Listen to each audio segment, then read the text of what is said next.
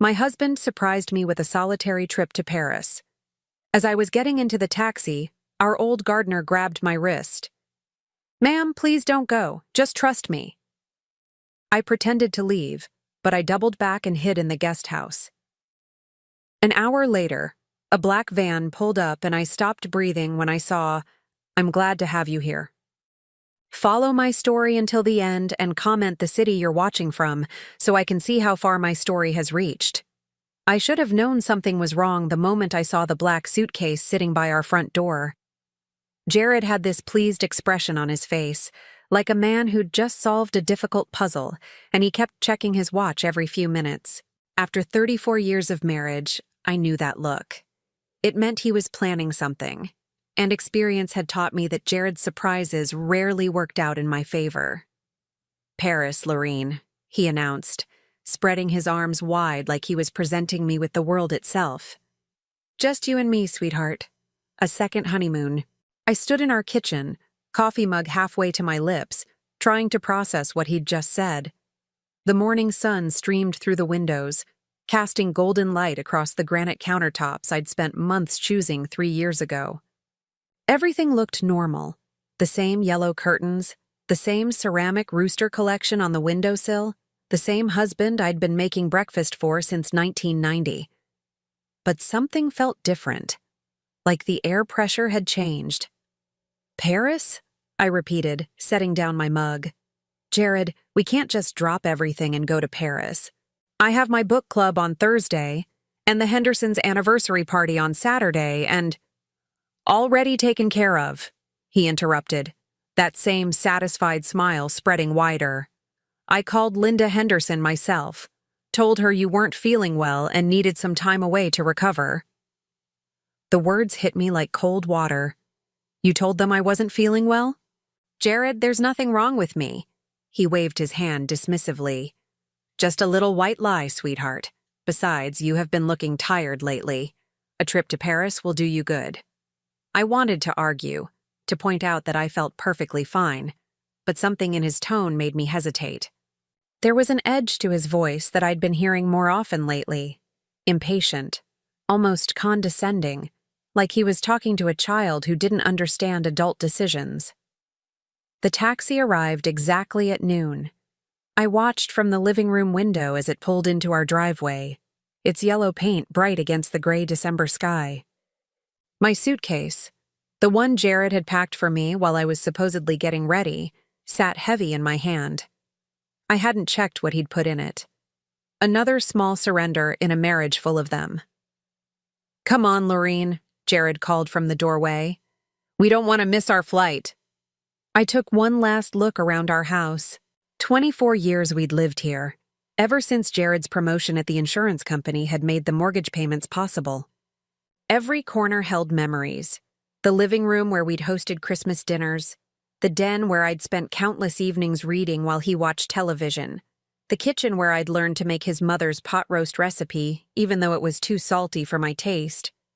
As I stepped outside, the December air bit at my cheeks. That's when I saw Spencer in the side garden, kneeling beside the winter roses he'd been tending for the past 15 years. Our eyes met across the frost-covered lawn, and something passed between us. A look I couldn't quite interpret. Concern, maybe, or warning. Spencer had been our gardener since 2009, when Jared decided our yard needed professional attention. Most people saw him as just the hired help, but Spencer had become something more to me over the years. He was the kind of man who noticed things.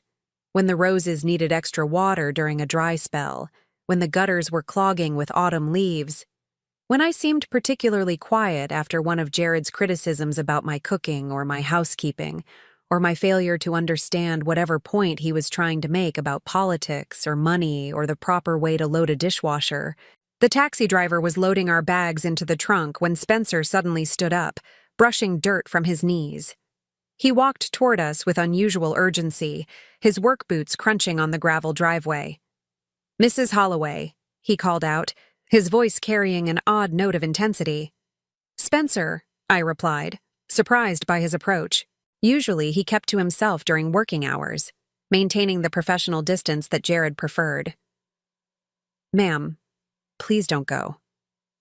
The words stopped me cold. I turned fully to face him, noting the way his weathered hands trembled slightly, the deep creases of worry around his brown eyes. Spencer was 72 years old, a man who'd seen enough of life to know when something wasn't right. "Just trust me," he continued, stepping closer.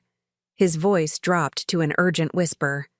"Please, Mrs. Holloway, don't get in that car." Behind me, I could hear Jared's footsteps on the gravel, his impatience growing. "What's the problem here, Spencer?" "No problem, sir," Spencer replied quickly, but his eyes never left mine. "Just wishing Mrs. Holloway a safe trip." I felt caught between them, my husband of 34 years, and this man who'd tended our garden with such quiet dedication. There was something in Spencer's expression, a desperate sincerity that made my chest tighten with inexplicable fear. "Lorene," Jared's voice cut through my thoughts.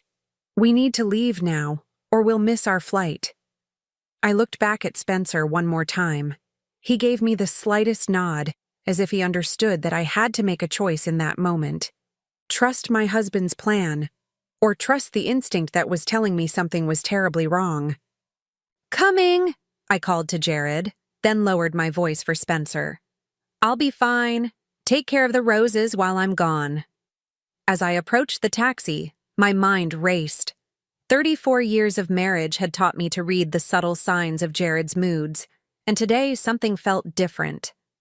The forced cheerfulness, the sudden spontaneity so unlike his usually methodical nature, the way he'd arranged everything without consulting me first. It all added up to something I couldn't name, but definitely didn't like. I reached for the taxi door handle, then stopped. "Actually," I said, turning back toward Jared, "I forgot my reading glasses. You know I can't sleep on planes without them." Jared's jaw tightened almost imperceptibly. "Lorene, we don't have time." "It'll just take a minute," I insisted, already walking back toward the house. "Go ahead and get settled in the car. I'll be right back." Inside, I grabbed my glasses from the nightstand, but instead of returning to the taxi immediately, I moved to the bedroom window that faced the backyard. From there, I could see Spencer still standing by the rose garden, his attention focused on the taxi where Jared was now checking his phone with obvious agitation. Something about Spencer's warning had lodged itself in my chest like a splinter. In 15 years of working for us, he'd never interfered in our personal affairs, never offered unsolicited advice, never shown anything but polite respect for the boundary between employer and employee. For him to risk his job by trying to stop me from leaving meant he knew something I didn't. I made a decision that would change everything. Instead of returning to the taxi, I slipped out the back door and made my way to the guest house, a small cottage we'd built in 2012 for visiting family members who never came. From its front window, I had a clear view of our driveway and the main house, but the angle of the building would hide me from anyone approaching from the street. I watched as Jared grew increasingly agitated by my absence. He got out of the taxi twice, checking his phone and looking toward the house with an expression I'd never seen before. Not concern for his missing wife, but irritation at a plan going awry. When he finally went inside to find me, I heard him calling my name with growing frustration. 20 minutes later, he emerged alone, spoke briefly to the taxi driver, and sent the car away. Then he pulled out his phone and made a call that lasted several minutes. I couldn't hear his words, but his body language spoke volumes, sharp gestures, pacing steps, the kind of animated conversation that suggested he was explaining a problem to someone who wouldn't be happy to hear about it. That's when I knew Spencer had been right to warn me. Whatever was supposed to happen during that trip to Paris, my absence had just disrupted it. I settled into the guest house's small armchair to wait, my heart pounding with a mixture of fear and something else, a feeling I hadn't experienced in years. For the first time in decades, I had chosen to trust my own instincts over my husband's plans, and despite the terror of not knowing what I was hiding from, there was something liberating about that choice. The afternoon stretched ahead of me like an unexplored country, full of terrible possibilities and the promise of truth. An hour later, I heard the rumble of an engine in our driveway, but it wasn't the taxi returning. This was something heavier, more substantial. I moved to the window and felt my blood turn to ice when I saw what was parked outside our house. A black van with tinted windows sat in the exact spot where the taxi had been. The black van sat in our driveway like a predator that had found its prey. From the safety of the guest house window, I watched as two men emerged from the vehicle, both wearing dark clothes that seemed deliberately unremarkable. They moved with the kind of casual confidence that comes from having done something many times before, and that thought sent ice through my veins. The first man was tall and lean, probably in his 40s, with graying hair and the kind of forgettable face you'd pass on the street without a second glance. But it was the second man who made my breath catch in my throat. Even from a distance, I recognized the stocky build and carefully styled brown hair that Jared's best friend Marcus had been sporting since college. Marcus, who'd been the best man at our wedding, who'd spent countless evenings in our living room watching football and complaining about his ex-wife's alimony payments. Marcus, who was now walking toward my front door carrying a large black case that looked suspiciously like the kind professionals used for delicate equipment. I pressed myself against the window frame, trying to make sense of what I was seeing. Why was Marcus here when I was supposed to be on a plane to Paris with Jared? And who was the stranger with him? The questions multiplied in my mind like bacteria in a petri dish, each one more unsettling than the last. Jared met them at the front door, and even from my hiding spot 50 feet away, I could see the tension in his posture. He gestured impatiently toward the street, then ushered both men inside quickly, like he was worried about neighbors seeing them. The front door closed with a finality that made my stomach clench. For the next 30 minutes, I sat in the guest house's uncomfortable wicker chair, straining to hear any sound from the main house.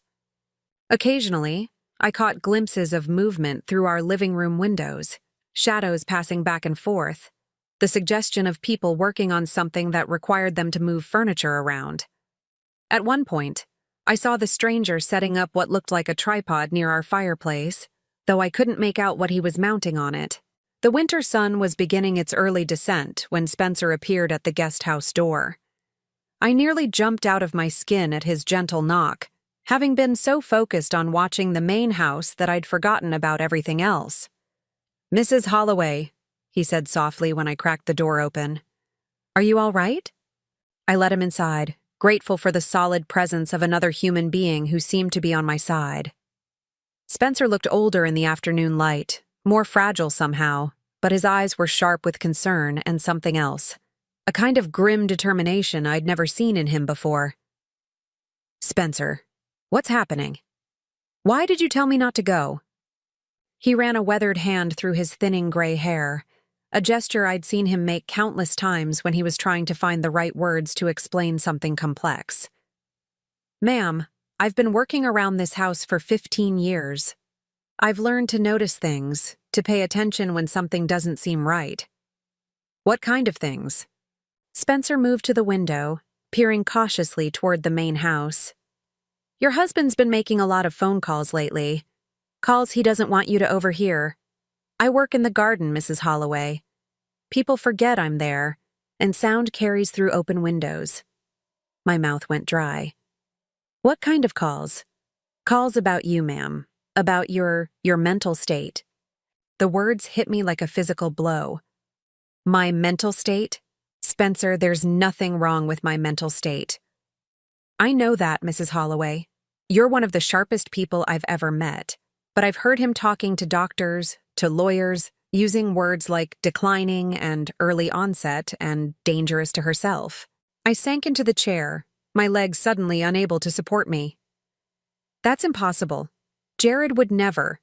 We've been married for 34 years. He loves me." Spencer's expression was gentle but firm. "Ma'am, with respect, love doesn't make a man lie to medical professionals about his wife's condition, and it doesn't make him research private psychiatric facilities that specialize in long-term care for patients with diminished capacity." The room seemed to tilt around me. "Psychiatric facilities? I'm sorry, Mrs. Holloway. I know this is hard to hear." But 3 weeks ago, I was trimming the hedges outside his office window when he had a long conversation with someone from a place called Millbrook Manor. It's a private facility about 2 hours north of here. Very expensive. Very discreet. I tried to process what Spencer was telling me, but my mind kept rejecting the information like an immune system fighting off infection. Jared researching psychiatric facilities? Jared telling doctors I was mentally declining? It was absurd, impossible, completely contrary to everything I believed about our marriage. But why? I whispered. Even if what you're saying is true, why would he want to? To put me away. Spencer was quiet for a long moment, his attention fixed on the main house. Mrs. Holloway, you inherited a substantial amount of money when your parents died 5 years ago, didn't you? The question seemed to come from nowhere, but I nodded. $2 million. My father was very careful with his investments, and my mother never spent money on anything unnecessary. But Jared knows about that. We put it in a joint account. Actually, ma'am, you didn't. I stared at him. What do you mean? I mean the money is still in your name only. I know because I helped you carry some of the paperwork in from your car last month when you came back from the bank. Some of it fell out of your folder, and I couldn't help but see the account statements as I picked them up. My mind raced back to that afternoon. I'd been meeting with our financial advisor about updating our investment portfolio, and yes, I remembered carrying a stack of papers. I also remembered Spencer helping me with my packages when I struggled with the front door. At the time, I'd been grateful for his assistance. Now, I realized it might have saved my life. $2 million, Spencer continued carefully, is a lot of money, especially for a man who's been struggling with gambling debts for the past 2 years. The world stopped spinning. Gambling debts? I'm sorry, Mrs. Holloway. I probably shouldn't say anything, but I've seen the letters. The ones that come in unmarked envelopes that he picks up from the mailbox himself. The ones that make his hands shake when he reads them. I felt something cold and sick spreading through my chest. How much does he owe? Spencer's silence was answer enough. Through the guest house window, we watched as Marcus and the stranger carried several pieces of equipment back to the van. Whatever they'd been doing inside our house, they were apparently finished. I saw Jared shake hands with both men, the gesture of someone concluding a business transaction, and then the van pulled out of our driveway as quietly as it had arrived. Mrs. Holloway, Spencer said quietly, I think you need to see what they did in there. We waited another hour until we were certain Jared had left the house. Spencer had watched him drive away in his silver sedan about 20 minutes after the van departed, presumably to pick me up from wherever he thought I'd gone when I didn't return to the taxi. Using Spencer's key, something I hadn't known he possessed, we entered through the back door. The house felt different immediately, though I couldn't pinpoint exactly how. It was still our home, still furnished with the same pieces we'd accumulated over decades of marriage, but something essential had changed. It didn't take long to find what the men had been doing. In the living room, tucked discreetly behind our family photos on the mantelpiece, was a small camera no bigger than a button. I found another one in the kitchen, positioned to capture the breakfast table where Jared and I had our morning coffee every day. A third was hidden in our bedroom, angled to record our bed and the adjoining bathroom door. They're watching me, I said, my voice barely above a whisper. Spencer nodded grimly. Documenting everything you do, everything you say. Building a case. A case for what? Proving you're not competent to manage your own affairs. In Jared's office, Spencer showed me something that made my blood run cold. Hidden behind a false back in his filing cabinet were medical forms, already partially filled out, describing symptoms I'd never experienced and behaviors I'd never exhibited. Confusion, disorientation, episodes of aggressive paranoia, inability to recognize familiar faces or remember recent events. All of it lies. All of it written in Jared's careful handwriting. He's been planning this for months, I realized, sinking into his desk chair. The trip to Paris, It was supposed to be when I disappeared, wasn't it? When I got lost and confused in a foreign country, proving that I couldn't take care of myself anymore. Spencer's expression was grim. And then he'd have legal grounds to have you declared incompetent, with power of attorney over your finances and the authority to make decisions about your care. I thought about the psychiatric facility Spencer had mentioned, the expensive and discreet Millbrook Manor, a place where inconvenient wives could be tucked away while their husbands gained access to $2 million inheritances. A place where a woman could disappear completely, legally and permanently, while the world believed she was receiving the best possible care for her tragic condition. The man I'd loved for 34 years, the man I'd made breakfast for every morning and dinner for every night, the man who'd held my hand at my parents' funerals and promised to love me in sickness and in health, had been systematically planning to erase me from my own life. As I sat in his office, surrounded by the evidence of his betrayal, I felt something shift inside me. The fear was still there, cold and sharp in my chest, but it was joined by something else now, something harder and more dangerous. Jared thought he was dealing with a confused old woman who could be easily manipulated and discarded. He was about to discover exactly how wrong he was. I stood up from his desk chair and looked at Spencer, who had been watching me with concerned eyes. "How long do we have before he comes back?" Spencer checked his watch. "Probably an hour, maybe 2. He'll want to look like he's been searching for you." "Good," I said, my voice steadier than I'd felt in hours. "Because we have work to do." For the first time since Spencer had warned me not to get in that taxi, I knew exactly what I needed to do next. Jared wanted to play games with my sanity and my freedom? Fine. But this time, I was going to be the one making the rules.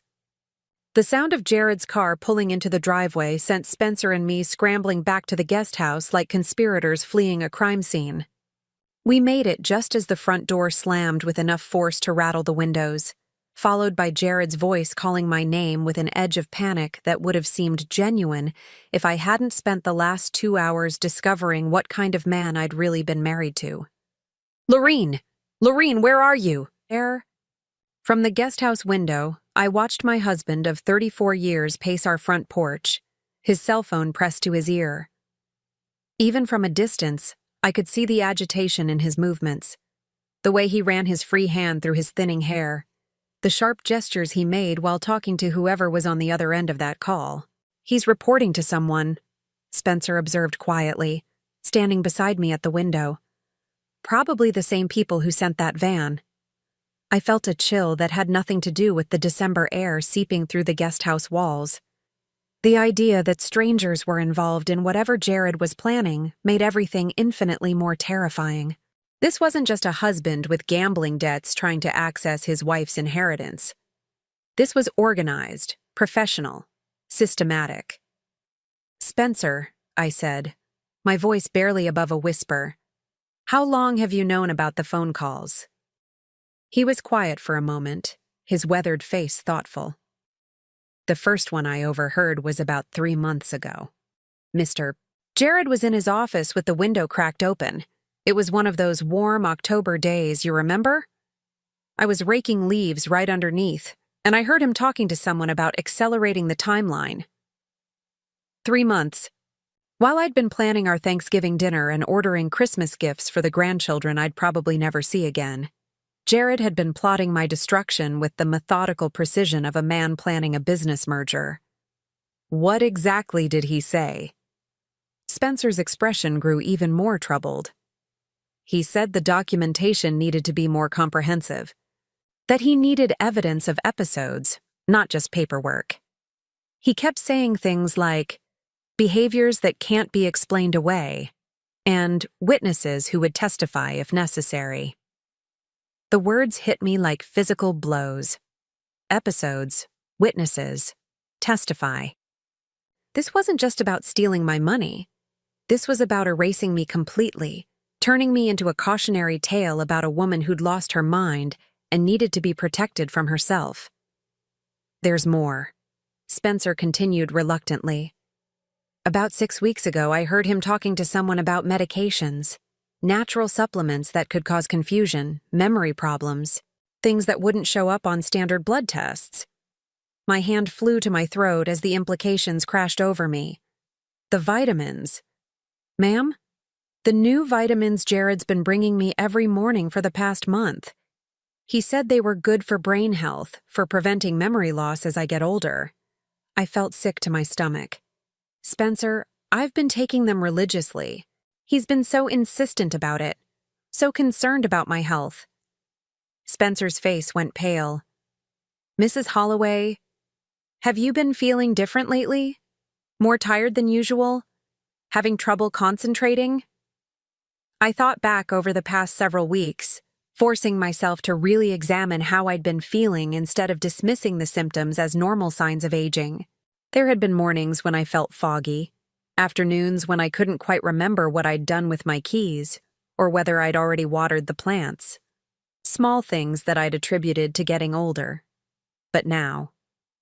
He's been drugging me, I said, the words coming out flat and emotionless because the alternative was screaming. My own husband has been slowly poisoning me to make me seem confused and forgetful. Through the window, I could see Jared ending his phone call and heading back into the house. A few minutes later, lights began coming on throughout our home as he searched for me, calling my name with increasing desperation. We need to get back inside before he calls the police, I told Spencer. If he reports me missing, this whole thing could spiral out of control. Spencer nodded, but his expression was worried. Mrs. Holloway, what are you going to tell him? He's going to want to know where you've been. I had been thinking about that exact question for the past 30 minutes, and I'd come to a conclusion that surprised me with its clarity. I'm going to tell him the truth, or at least a version of it. Ma'am? I'm going to tell him that I suddenly felt dizzy and confused when we got to the airport, that I couldn't remember why we were going to Paris or even where Paris was, that I panicked and took a taxi home, but I've been sitting in the guest house for the past few hours trying to piece together what happened to me. Spencer stared at me. You're going to pretend to have the symptoms he's been trying to create. Exactly. If Jared thinks his plan is working ahead of schedule, he might get careless, reveal more than he intends to. And meanwhile, we document everything. It was a dangerous game, pretending to lose my mind while secretly maintaining perfect clarity. But it was the only way I could think of to stay one step ahead of whatever Jared was planning. If he believed I was already showing signs of serious mental decline, he might accelerate his timeline, and in doing so, make mistakes that would expose the full scope of his conspiracy. Spencer and I agreed that he would continue working in the garden as if nothing had happened, keeping his eyes and ears open for any further developments. Meanwhile, I would return to the house and begin the most challenging performance of my life. I found Jared in our bedroom, sitting on the edge of our bed with his head in his hands. When I knocked softly on the doorframe, he looked up with an expression of such relief that for a moment, I almost forgot what I'd discovered about him. Lorene! Thank God, where have you been? I've been worried sick. I let my voice trail off, adding a note of confusion that wasn't entirely feigned. Jared, I don't understand what happened. We were at the airport, and suddenly I couldn't remember why we were there. He stood up quickly, crossing the room to take my hands in his. His touch felt different now, not comforting, but calculating. What do you mean, sweetheart? Paris, I said, shaking my head as if trying to clear it. You kept saying we were going to Paris, but I couldn't remember booking a trip. I couldn't remember wanting to go anywhere. And then when we got to the airport, I looked at all those people and all those signs, and I got so scared. Jared's eyes sharpened with what looked like professional interest. Scared of what? I don't know. Everything. Nothing. I felt like I was in a place I'd never seen before, surrounded by strangers, and I couldn't understand why you were trying to make me get on an airplane. I sat down heavily on our bed, putting my head in my hands. I took a taxi home, but then I couldn't remember where I'd put my house keys. I've been sitting in the guest house all afternoon, waiting for you to come home and explain what's happening to me. The silence that followed was so complete I could hear the grandfather clock ticking in the hallway downstairs. When I looked up, Jared was staring at me with an expression I'd never seen before. Not concern or love or even confusion, but something that looked almost like satisfaction. "Sweetheart," he said, his voice taking on the gentle, patronizing tone people use with small children or very sick people. "I think you might be more tired than we realized. Maybe we should make an appointment with Dr. Morrison, have him take a look at you." Dr. Morrison, who had been our family physician for the past 15 years, and who would undoubtedly find nothing wrong with me because there was nothing wrong with me. Which meant Jared was planning to take me somewhere else, to one of the doctors Spencer had mentioned, the ones who specialized in finding problems that didn't exist. "Do you think that's necessary?" I asked, letting a note of fear creep into my voice. "Maybe I just need some rest." "Maybe," Jared agreed, but I could see the wheels turning behind his eyes. "But Laureen, what you're describing, the confusion, the memory problems, the disorientation, these could be signs of something serious. Something serious, like early-onset dementia or Alzheimer's, or any number of conditions that would require long-term specialized care. The kind of care provided by expensive private facilities like Millbrook Manor." "I'm scared, Jared," I said. And for once, I didn't have to fake the emotion in my voice. He sat down beside me and put his arm around my shoulders, pulling me close in what should have been a comforting gesture. Instead, it felt like being embraced by a snake. "Don't be scared, sweetheart. I'm going to take care of everything. I'm going to make sure you get the best possible help." The best possible help. Not the help I needed because I didn't need any help. The help he needed me to have, which was an entirely different thing. That night, I lay awake beside the man I'd shared a bed with for over 3 decades, listening to his steady breathing and planning my next move. Every few hours, I heard the soft click of our bedroom door opening and closing, followed by the whispered sound of footsteps in the hallway. Jared was checking on me, making sure I was still there, still under his control. Around 3 in the morning, I heard him talking quietly on the phone in his office downstairs. The conversation lasted nearly an hour, and when he finally returned to bed, he smelled faintly of cigarettes, a habit he'd supposedly given up years ago, but apparently resumed under stress. In the darkness, I began to understand the true scope of what I was dealing with. This wasn't just a husband trying to steal his wife's inheritance. This was a carefully orchestrated campaign designed to strip me of everything that made me human, my autonomy, my dignity, my very identity. And if Spencer hadn't warned me, if I'd gotten on that plane to Paris, I would have walked straight into a trap that would have destroyed my life completely. The next morning, Jared brought me my vitamins with breakfast, just as he had every morning for the past month. This time, I knew exactly what they were intended to do. "Here you go, sweetheart," he said, setting the pills beside my orange juice with the same casual affection he'd shown for 34 years.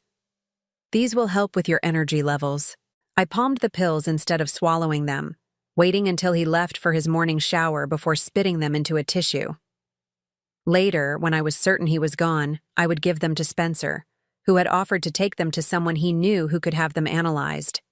As I sat at our breakfast table, surrounded by the familiar comfort of our morning routine, I realized that everything I'd believed about my life had been a carefully constructed illusion. The loving husband, the secure marriage, the peaceful retirement we'd been planning, none of it had been real. But unlike the victim Jared thought he was creating, I was not confused, not helpless, and certainly not willing to disappear quietly into whatever nightmare he had planned for me. The war for my life had begun, and I intended to win it. The pills Spencer took for analysis came back exactly as we'd suspected, a cocktail of supplements laced with mild sedatives and cognitive suppressants that would cause exactly the symptoms Jared claimed to be concerned about. Memory fog, confusion, difficulty concentrating. Nothing that would show up on a routine blood test, but enough to make a 64-year-old woman seem like she was experiencing the early stages of dementia. The person who analyzed these says they're actually quite sophisticated, Spencer told me as we sat in the guest house 3 days later. Whoever formulated this knew exactly what they were doing. The dosages are calculated to create symptoms without causing obvious harm. I stared at the small plastic bag containing the evidence of my husband's betrayal. How long would it take for these to clear my system? About a week? Maybe less if you drink plenty of water and get some exercise. A week. For 7 days, I would need to continue pretending to experience symptoms that were slowly fading from my system while documenting everything Jared did and said. It was like being an undercover agent in my own home, gathering evidence against the man who'd promised to love and honor me until death do us part. The irony wasn't lost on me. Death would indeed part us. He was just trying to arrange it differently than we'd planned. "Mrs. Holloway," Spencer said carefully, "there's something else you need to know." I looked up from the pills, noting the grim expression on his weathered face. In the past few days, Spencer had become my anchor in a world that had turned completely upside down. His steady presence and unwavering loyalty were the only things keeping me sane as I navigated the minefield my life had become. "What is it?" "I did some research on that place I mentioned, Millbrook Manor. It's not just expensive, it's exclusive. They specialize in long-term care for patients whose families want discretion." "What kind of discretion?" Spencer pulled out a small notebook where he'd been recording everything we'd discovered. "The kind where patients check in but their families rarely visit, where medical records are kept confidential and communication with the outside world is strictly controlled for the patient's own good." The temperature in the guest house seemed to drop 10 degrees. "You're talking about a place where people disappear." "I'm talking about a place where inconvenient relatives can be stored indefinitely while their families gain control of their assets, all perfectly legal, all documented as necessary medical care." I felt something cold and sharp twist in my stomach. Jared hadn't just been planning to steal my inheritance, he'd been planning to erase me from existence entirely. A living death that would allow him to access my $2 million while maintaining the sympathetic image of a devoted husband caring for his tragically ill wife. "How much does a place like that cost?" Spencer consulted his notebook. "About $8,000 a month for basic care. More if the patient requires special handling or additional security measures." $8,000 a month. Even with my inheritance, that would add up quickly. Unless Jared was planning for my stay to be relatively short. The thought made my hands shake as I considered the implications. Perhaps the plan wasn't just confinement. Perhaps it was something far worse, disguised as natural deterioration in a patient with advancing dementia. "Spencer, I need you to help me with something." "Anything, Mrs. Holloway." "I need to search Jared's office more thoroughly. If he's been planning this for months, there has to be more documentation. Financial records, correspondence, maybe even a timeline." Spencer nodded. "He goes to his poker game every Thursday night. Stays out until at least midnight." Thursday night. 2 days away. It would give me time to prepare, to think through exactly what I was looking for and how to find it without leaving any trace of my search. That afternoon, I continued my performance as a confused and frightening wife. When Jared came home from work, I met him at the door with a story about forgetting how to use the washing machine, standing in the laundry room for an hour trying to remember which button to push. "It's okay, sweetheart," he said, his voice full of practiced patience. "These things happen. Why don't you let me handle the laundry from now on?" Another small surrender of independence. Another piece of evidence that I couldn't manage basic household tasks. I wondered how many of these moments he was documenting, building his case piece by piece. "Jared," I said, letting my voice tremble slightly. "I'm scared. What's happening to me?" He guided me to the living room sofa, settling beside me with the kind of tender concern that would have melted my heart a week ago. Now it made my skin crawl. "I've been thinking about that, Lorene. I made an appointment for you with a specialist. Dr. Harrison comes highly recommended for patients with memory issues." "Dr. Harrison. Not Dr. Morrison," our longtime family physician who might actually give me a clean bill of health, a specialist who undoubtedly already knew what diagnosis Jared wanted him to provide. When? Tomorrow afternoon. Just a consultation, nothing to worry about. Tomorrow. They were moving faster than I'd expected, which meant I was running out of time to gather evidence. If Dr. Harrison declared me mentally incompetent, Jared could have me committed to Millbrook Manor within days. That night, after Jared fell asleep, I slipped out of bed and made my way carefully downstairs to his office. Using the small flashlight I'd hidden in my bathrobe pocket, I began a systematic search of every drawer, every file, every space where he might have hidden additional documentation. What I found was worse than anything Spencer and I had imagined. In a locked drawer, opened with a hairpin technique Spencer had taught me earlier, I discovered a complete dossier on my mental health dating back 6 months. Detailed notes about my supposed episodes of confusion, memory lapses that had never happened, aggressive outbursts I'd never had. All of it carefully documented in Jared's handwriting, with dates and times and witnesses. Marcus had apparently been helping with the documentation, providing corroborating testimony about my declining condition. According to these files, I'd had 3 separate incidents in the past month where I'd become violent and irrational, threatening both Jared and Marcus with kitchen knives. It was pure fiction, but it was meticulously crafted fiction that would be extremely difficult to disprove. I found correspondence with Millbrook Manor going back 4 months, including a detailed care plan and financial arrangements. The initial payment alone was $50,000, with monthly fees of $8,000 thereafter.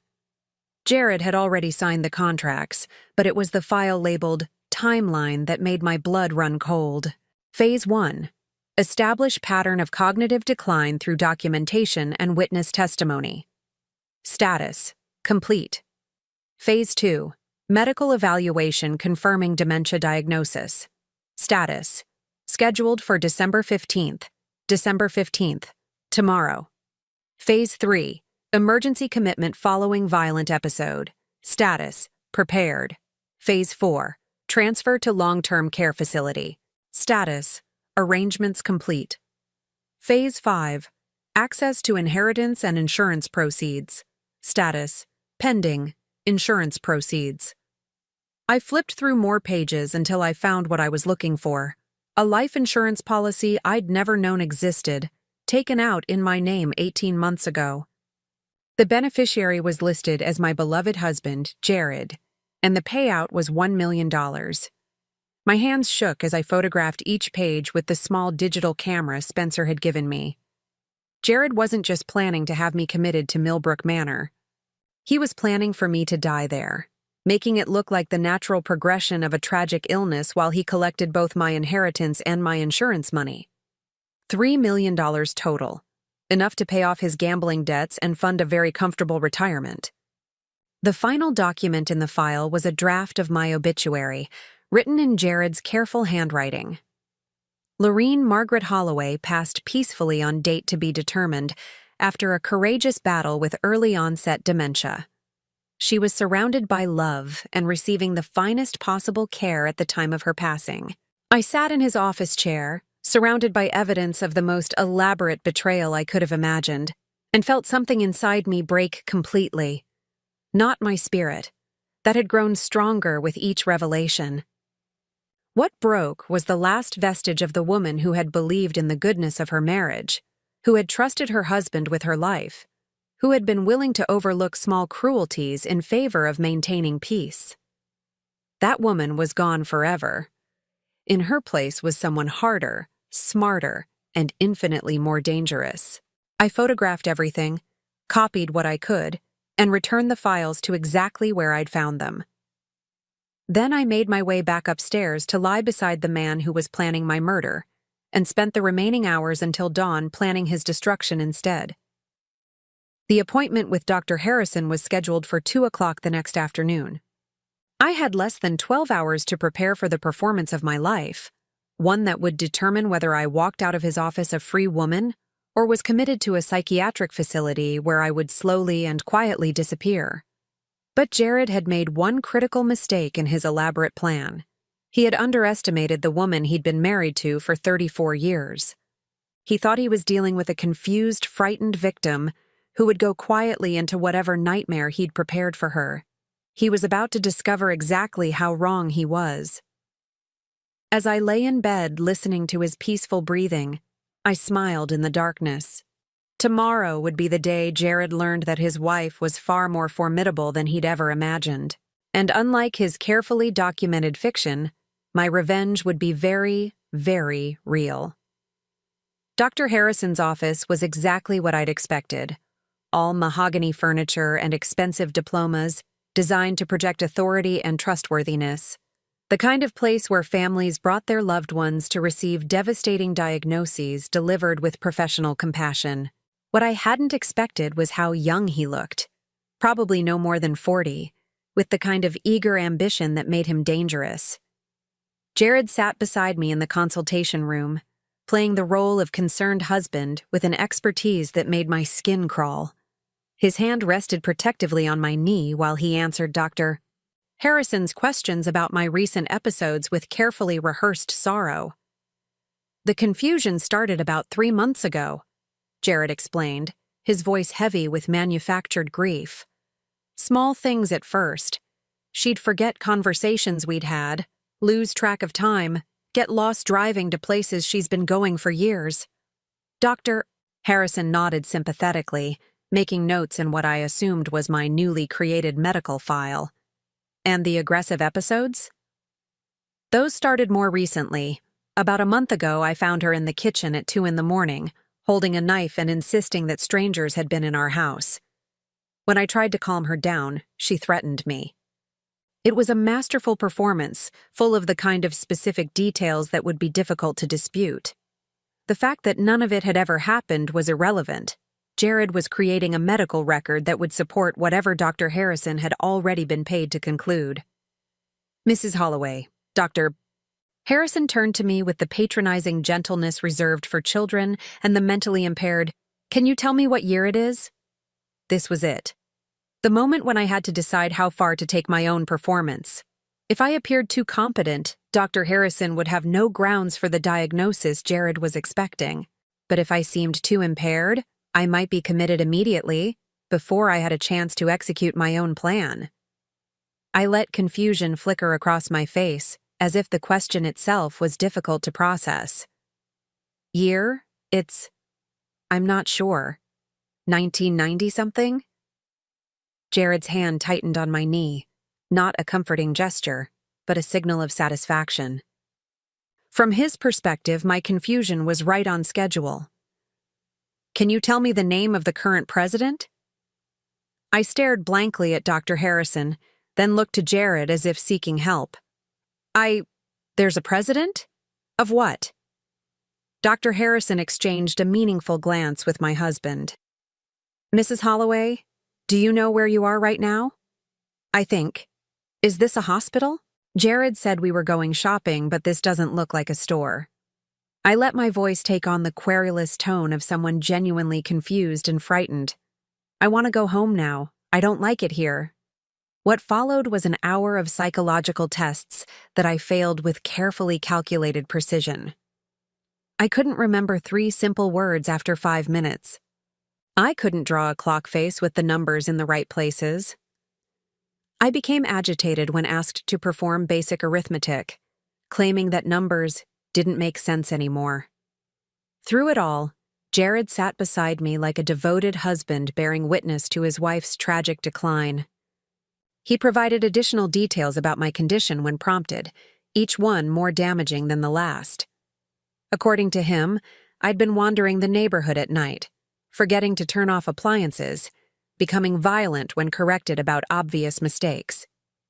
The hardest part, Jared told Dr. Sao, Harrison while I sat staring vacantly at the wall, is that she still has moments of clarity, times when she seems almost like her old self, but they're getting rarer. Dr. Harrison nodded knowingly. That's very typical of early-stage dementia. The progression isn't always linear. Early-stage dementia. There it was. The diagnosis that would destroy my life, delivered with the same casual professionalism someone might use to discuss the weather. "What are our options?" Jared asked, his voice carefully modulated to suggest a man grappling with impossible choices. Given the severity of her symptoms and the documented episodes of violence, I would strongly recommend immediate residential care. Patients at this stage often benefit from a structured environment with 24-hour supervision. "You mean a nursing home?" "Something more specialized. There's an excellent facility called Millbrook Manor that deals specifically with cases like your wife's. They have experience with patients who exhibit aggressive tendencies alongside cognitive decline." I felt a chill of genuine terror as the trap closed around me with surgical precision. Everything was proceeding exactly according to Jared's timeline. In less than an hour, Dr. Harrison would sign commitment papers that would give Jared legal authority to have me transported to Millbrook Manor against my will. But I had one advantage that neither of them knew about: the small digital recorder hidden in my purse, documenting every word of their conspiracy. "Doctor," I said suddenly, my voice taking on a note of desperate clarity that made both men turn toward me. "I need to tell you something important." Jared's hand clamped down on my arm, his fingers digging in hard enough to leave bruises. "Lorene, sweetheart, you're confused." "No," I insisted, pulling away from him with more strength than he expected. "I'm not confused. Not about this. Doctor, my husband has been putting things in my food, pills that make me feel sleepy and strange." Dr. Harrison's expression didn't change, but I caught the barely perceptible glance he exchanged with Jared. "Mrs. Holloway, paranoid ideation is very common in patients with your condition. The feeling that loved ones are trying to harm you is actually one of the classic symptoms of advancing dementia." "It's not paranoid if it's true," I said, reaching into my purse with shaking hands. "I have proof." What I pulled out wasn't the recorder, which I needed to keep hidden for now, but the plastic bag containing the pills Spencer had analyzed. I set it on Dr. Harrison's desk with a satisfying thud. "These are the vitamins my husband has been giving me every morning for the past month. I had them tested at an independent laboratory. They contain sedatives and cognitive suppressants that would cause exactly the symptoms you've been documenting." The silence that followed was so complete I could hear the air conditioning humming in the walls. Jared's face had gone white, while Dr. Harrison stared at the pill bag as if it were a venomous snake. "Lorene," Jared said carefully, "where did you get those pills tested? You've been at home with me every day." "Not every day, Jared. Not every hour. And I haven't been as confused as you thought I was." I stood up from my chair, feeling steadier and more clear-headed than I had in months. The fog that had been clouding my thoughts for weeks was finally lifting, replaced by a crystalline clarity that made everything sharp and bright. "Dr. Harrison," I continued, "I'm curious about something. How much did my husband pay you to provide a specific diagnosis today? And how long have you been working with Millbrook Manor to provide them with patients whose families want them? Disappeared?" Dr. Harrison's professional composure cracked for just a moment, long enough for me to see the guilt and fear underneath. "Mrs. Holloway, I think you're having another episode. Perhaps we should continue this evaluation another time, when you're feeling more settled." "I'm feeling perfectly settled, thank you. What I'm not feeling is patient." I opened my purse again and this time pulled out the small digital recorder, setting it beside the pill bag on his desk. "I've been recording this entire conversation, doctor. Every word. Including your recommendation to commit me to a facility that you have a financial relationship with, based on a diagnosis you made before ever meeting me." Jared lunged for the recorder, but I was faster, snatching it back and holding it against my chest. 34 years of marriage, Jared, and I never once saw you move that quickly for anything that didn't benefit you directly. "Lorene, you don't understand what you're doing. You're sick. You need help. The only thing I need help with is getting away from you." I turned back to Dr. Harrison, who was now looking extremely uncomfortable in his expensive leather chair. I wonder what the medical licensing board would think about a psychiatrist who accepts bribes to provide false diagnoses, or what the police would say about a conspiracy to commit fraud and unlawful imprisonment. Dr. Harrison cleared his throat nervously. Mrs. Holloway, I think there's been some misunderstanding. Your husband brought you here because he's genuinely concerned about your welfare. No one is trying to hurt you. Really? Then explain this. I reached into my purse one final time and pulled out photocopies of the documents I'd found in Jared's office, the timeline, the correspondence with Millbrook Manor, and the life insurance policy I'd never known existed. Explain why my husband has been documenting fictional episodes of violence and confusion for the past 6 months. Explain why he's already signed contracts with Millbrook Manor and paid a $50,000 deposit for my long-term care. And most importantly, explain why he took out a $1 million life insurance policy on me 18 months ago without my knowledge or consent.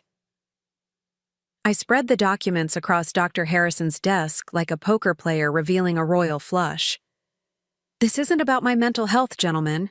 This is about murder disguised as medical care. The room erupted into chaos. Jared started shouting that I was delusional, that I'd somehow fabricated the documents during one of my confused episodes. Dr. Harrison tried to maintain his professional demeanor while clearly calculating how quickly he could distance himself from whatever Jared had gotten him involved in. But I wasn't finished yet. I had one more card to play. Spencer, I called loudly toward the closed office door. A moment later, my faithful gardener entered the room, followed by 2 people I'd never seen before. A woman in her 50s wearing a badge that identified her as a social worker, and a man in a police uniform. Mrs. Holloway called us 3 days ago, the social worker explained to the stunned men. She was concerned that someone was trying to have her committed against her will for financial gain. We've been investigating her claims. The police officer stepped forward. Dr. Harrison, we need to speak with you about your relationship with Millbrook Manor and the suspicious number of emergency commitments you've processed in the past year. I watched as the carefully constructed web of lies and corruption began to unravel around Jared and his co-conspirators.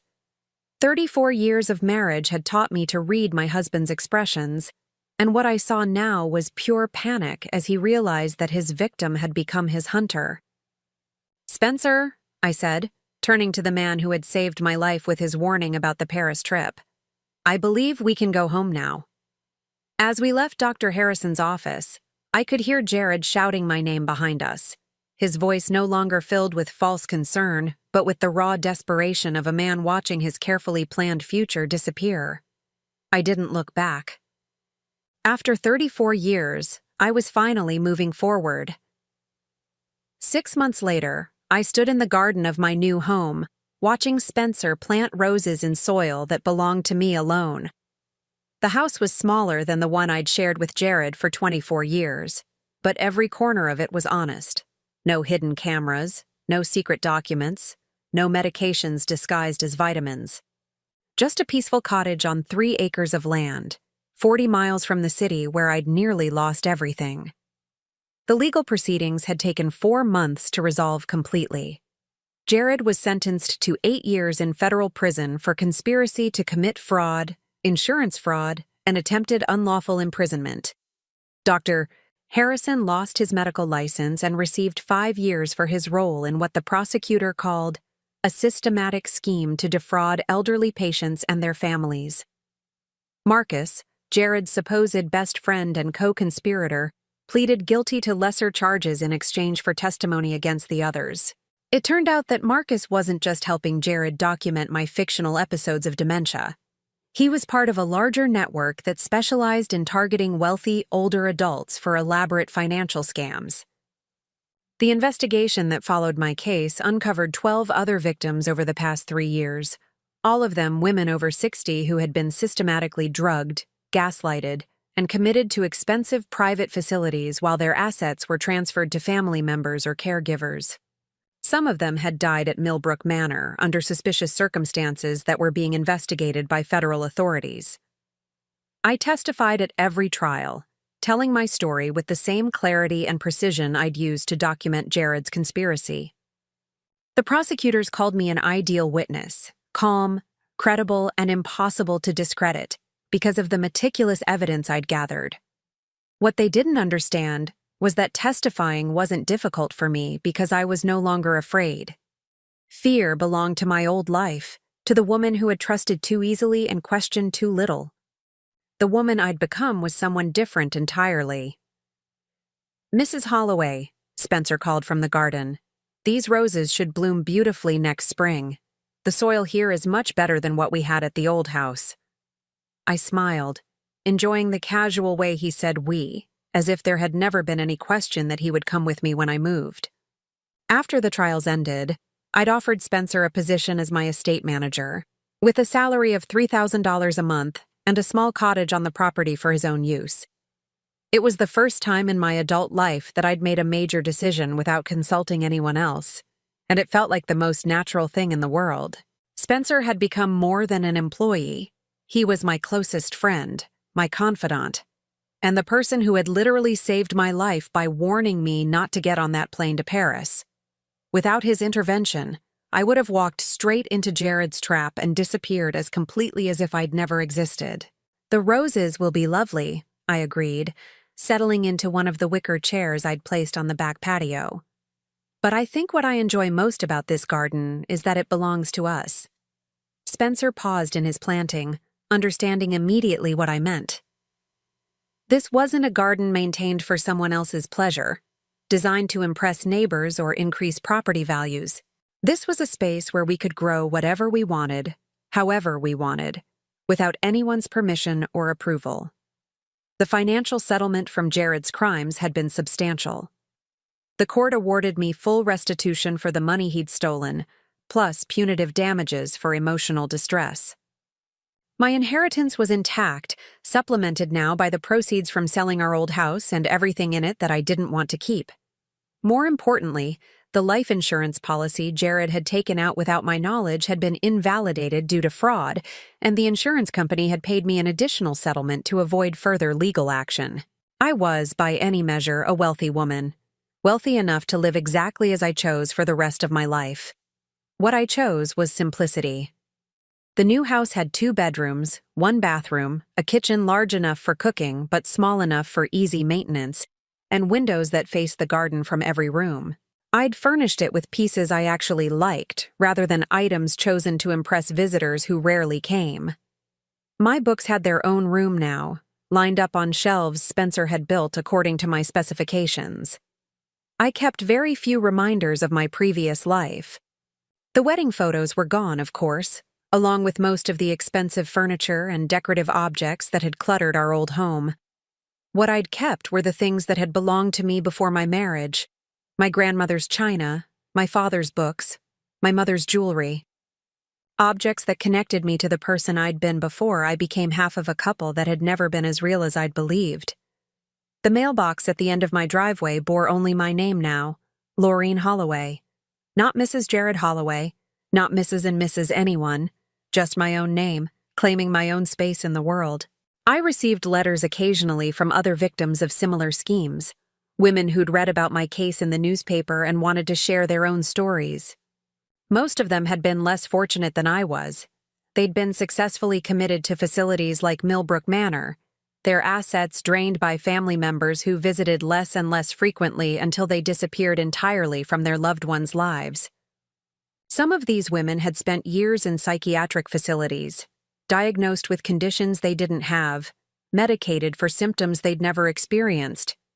Their families had them declared legally incompetent while systematically liquidating their assets, always with the explanation that the money was needed for specialized care. I'd started a small foundation to provide legal assistance for elder abuse victims, funding it with a portion of my settlement money. It wasn't enough to undo the damage that had been done to so many people, but it was a start. Spencer helped me manage the foundation's correspondence, screening requests for assistance and helping me identify cases where intervention might make a difference. The work gave my life a purpose I'd never had during my marriage. For 34 years, I'd defined myself through my relationship to Jared, as his wife, his support system, his partner in the life he'd designed for us both. Now, I was discovering what it meant to define myself through my own choices, my own values, my own vision of how the world should work. On quiet evenings, Spencer and I often sat on the back patio, sharing a bottle of wine and discussing the day's events. These conversations had a quality I'd never experienced in my marriage, the easy exchange between two people who genuinely respected each other's thoughts and opinions. "Do you ever regret it?" Spencer asked one evening as we watched the sun set over our small piece of land. "Leaving your old life behind so completely?" I considered the question seriously, sipping my wine as I thought about the woman I'd been 6 months ago. She'd lived in a bigger house, worn more expensive clothes, attended social events where she smiled and made polite conversation about topics that didn't interest her. She'd been married to a man who turned out to be planning her murder, but she'd also been part of a world that had seemed stable and predictable. "No," I said finally, "I don't regret it. That life was built on lies, Spencer. Everything I thought I knew about my marriage, about Jared, about my place in the world, none of it was real. How can you regret losing something that never existed?" Spencer nodded, understanding. He'd witnessed the slow revelation of Jared's true nature, watched me discover the extent of the deception that had shaped my adult life. He'd also seen me transform from a confused, frightened woman into someone who could face down her would-be murderer in a courtroom and expose his crimes with calm precision. "What you have now is real," he said simply. He was right. The cottage, the garden, the work I was doing through the foundation, my friendship with Spencer, all of it was built on truth rather than illusion. I knew exactly where I stood with everyone in my life, exactly what I could expect from each relationship, exactly what I was capable of achieving on my own. The independence was intoxicating. At 64, I was learning what it felt like to make decisions based on my own preferences rather than someone else's expectations. I could eat dinner at noon if I felt like it, plant vegetables instead of flowers, stay up all night reading without anyone commenting on the waste of electricity. Small freedoms, perhaps, but they added up to something larger, the right to exist as myself rather than as someone else's idea of who I should be. A year after the trials ended, I received an unexpected visitor. I was working in the garden when Spencer announced that someone was at the front door asking to speak with me. I found a woman in her early 40s standing on my porch, nervous but determined. "Mrs. Holloway? My name is Sarah Martinez. I think my father is trying to have my grandmother committed so he can access her inheritance. I read about your case in the newspaper, and I was hoping. I was wondering if you might be able to help me." I invited Sarah inside, listening as she told me a story that was depressingly familiar. An elderly woman with substantial assets, a family member with financial problems, mysterious episodes of confusion that seemed to coincide with the introduction of new medications, and a sudden urgency about the need for specialized care. "What do you want me to do?" I asked when she'd finished. "I don't know," Sarah admitted.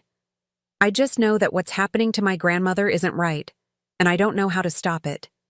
Everyone thinks I'm being paranoid because I don't trust my own father."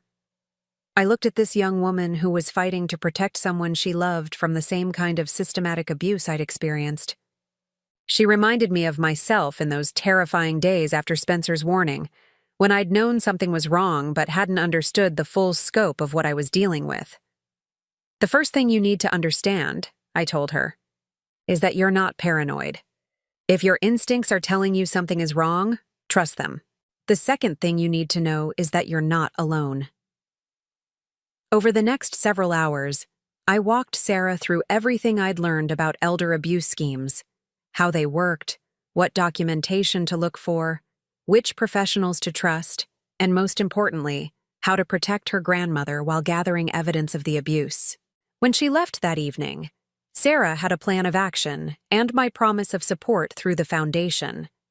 6 months later, she called to tell me that her father was in jail and her grandmother was safe, living in her own home with Sarah as her legal guardian. These victories became the currency of my new life.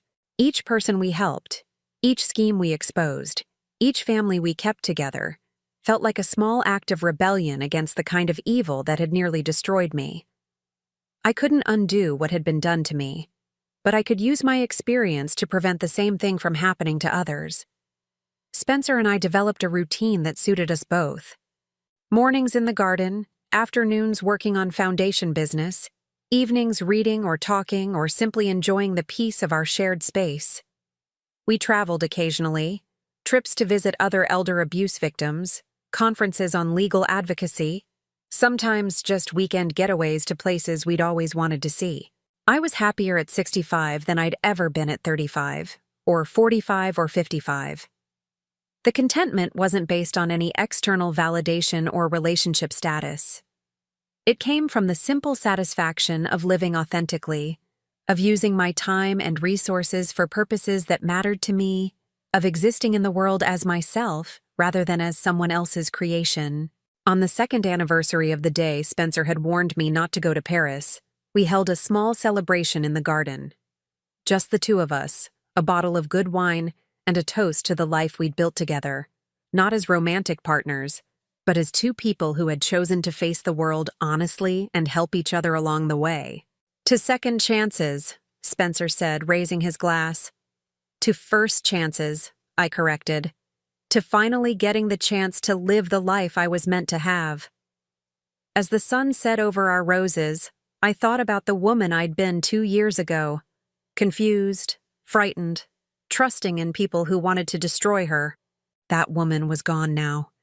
Not because she'd been murdered as Jared had planned, but because she'd transformed into someone stronger, wiser, and infinitely more dangerous to those who preyed on the vulnerable. I had survived, I had thrived, and I had made sure that others would have the same chance. It was, I thought, a life worth living. Now I'm curious about you who listened to my story. What would you do if you were in my place? Have you ever been through something similar? Comment below. And meanwhile, I'm leaving on the final screen 2 other stories that are channel favorites, and they will definitely surprise you. Thank you for watching until here.